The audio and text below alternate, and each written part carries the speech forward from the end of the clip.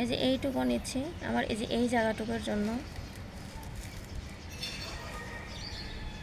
এটা ডাঁটার শাক, যার থেকে কিনেছি সে এটাই বলেছে, এখন হওয়ার পরে দেখা যাবে এটা কেমন হয়। আমি বিকেলে চলে আসছি ছাদে এই শাক বিচি লাগানোর জন্য। আর শাকের বিচি যখন বুনবেন তখন অবশ্যই যেভাবে মাটি অ্যাড করে নেবেন। আমি ছোট থেকে এটাই দেখে আসছি, আব্বু যখন এটা করতো তখন এভাবে মাটি অ্যাড করে নিত।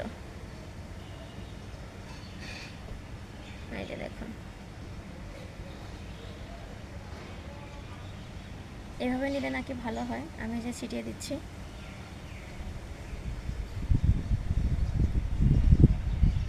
আমি আমার এই বিচিটা বোনা হয়ে গেলে আপনাদেরকে দেখাতে নিয়ে যাব। আমার সিমের বীজ লাগিয়েছিলাম বেশ কিছুদিন আগে,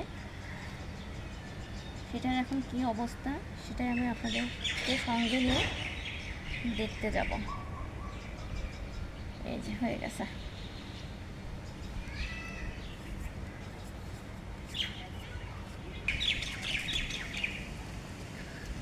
এই যে দেখুন আমার সিমের গাছ বের হয়ে আবার একটু বড়ও হয়ে গেছে। তাও কয়েকদিন আগে লাগানো হয়েছিল, এটা হয়তো 3-4 দিন হয়ে গেছে বের হওয়া। তো আমি এখন একটু ওই গোড়াগুলো খুঁচিয়ে দিচ্ছি।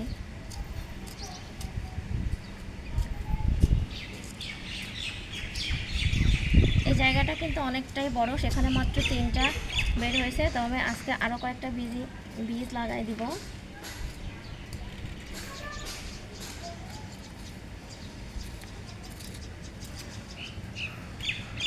আমাদের এদিকের ভাষায় বীজকে কিন্তু আমরা বিচি বলি, আপনারা কি বলেন জানি না। এই যে দেখুন,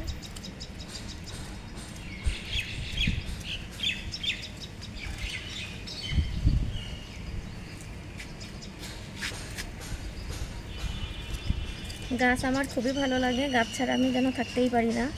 তাই চেষ্টা করি অনেক ব্যস্ততার মাঝেও টুকটাক কিছু গাছ আমার ছাদে থাকুক। এই যে ফাঁকা জায়গাতে আমি আবার কয়েকটা বীজ লাগিয়ে দেবো। বাবু নিয়ে আসো তো। এই যে দেখুন সিমের বিচি, এটা নাকি কেরালা সিম উনি বলে দিয়েছে, এখন হওয়ার পরে বোঝা যাবে। উনি আরও বলেছে যে 65 দিনেই নাকি সিম ধরা শুরু করবে, গাছ বের হওয়ার 65 দিনে। সেই মোতাবেক তো সেপ্টেম্বরের দিকেই সিম ধরার কথা। দেখা যাক কবে সিম ধরে। একটু ঘন করে লাগিয়ে দিই, কারণ এখানেও আম্মু লাগিয়েছিল তো অনেকগুলো বীজ লাগিয়েছিল, কিন্তু বেশি দেরি হয়নি।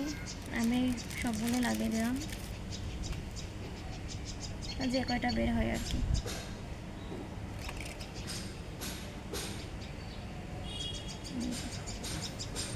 আপনারা ভিডিও দেখবেন আর দোয়া করবেন আমার সব গাছগুলো যেন হয়ে যায়। সবার বাড়িতে বাড়িতে ইনশাল্লাহ সিম পাঠাই দেব ইনশাল্লাহ।